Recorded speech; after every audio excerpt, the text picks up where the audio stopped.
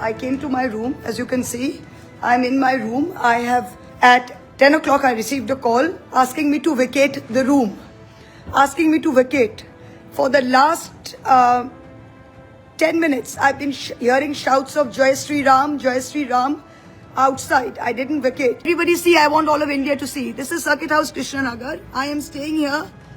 Court has ordered me to come. There's a High Court order which said that every protection should be given. There is nobody, as you can see.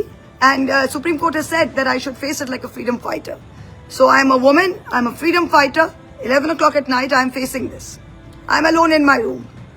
As a member of parliament, I get order of precedence at আপনারা শুনলেন মহামঞ্চের বক্তব্য। এই হচ্ছে মহামঞ্চের Facebook post এবং তিনি বলছেন যে জয় Shriram slogan দেয়া হয়, রুম খালি করতে বলা হয়, মহামঞ্চকে গো ব্যাক স্লোগানও দেয়া হয়।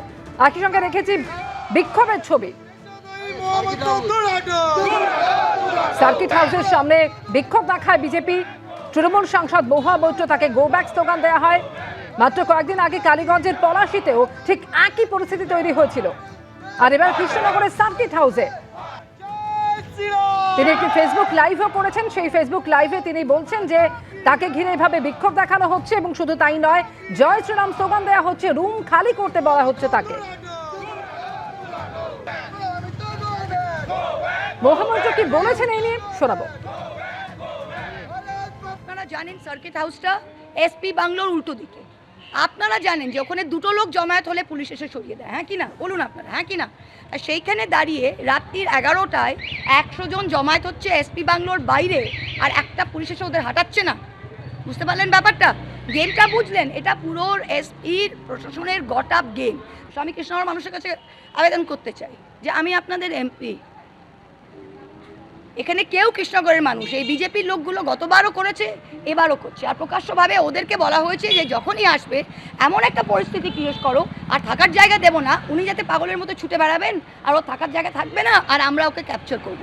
সেটি হচ্ছে না। একেবারে রাজনৈতিক কর্মসূচি শুধু নয়, রাজনৈতিক কর্মসূচি শুধু নয় যে আমার এখানে আসাটা বন্ধ করা, প্রত্যেকবার এলে এমন একটা হেয় করা যে ওরা ভাববে যে আমি ভয় পেয়ে আসবো না। বুঝতে পারলেন ব্যাপারটা? বাকি এমপিগুলো তো চলে গেল এই ভয়।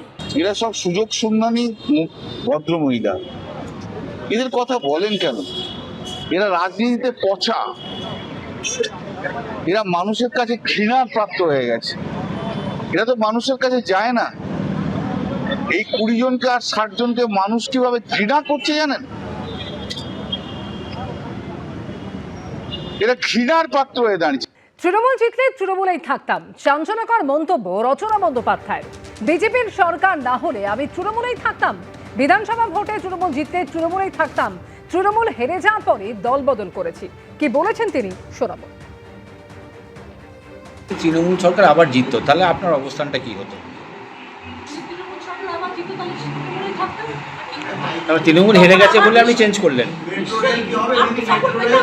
যখন তৃণমূল ছিল তখনই আমি সেন্ট্রালের সাপোর্ট ছাড়াই কোনো কাজ করতে পারিনি। দিদিও বলেছেন যে সেন্ট্রাল না আসলে আমি টাকা দিতে পারবো না, আমাদের স্টেটের টাকা স্টেট থেকে আমি সাহায্য করতে পারছি না, তখনই দিদি বলেছেন। আমরা সাংসদ কোটা ছিল তো, সাংসদ কত করতে পারি? 4 কোটি 90 লক্ষ টাকা 7টা বিধানসভায় কি হয়? কিছুই হয় না, একটা ব্রিজও তৈরি হবে।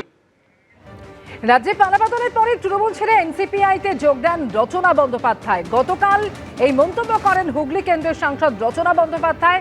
তিনি বলছেন তৃণমূল জিতলে তৃণমূলেই থাকতাম, বিজেপির সরকার না হলে আমি তৃণমূলেই থাকতাম। আমি তৃণমূল বিজেপি সিপিএম বুঝি না, মানুষের জন্য কাজ করতে চাই। বিজেপি বিধায়কদের সঙ্গেও উন্নয়নের কাজে একসঙ্গে কাজ করব, এমনই মন্তব্য করেছেন রচনা বন্দ্যোপাধ্যায়। এবিপি আনন্দ, এগিয়ে থাকে, এগিয়ে রাখে।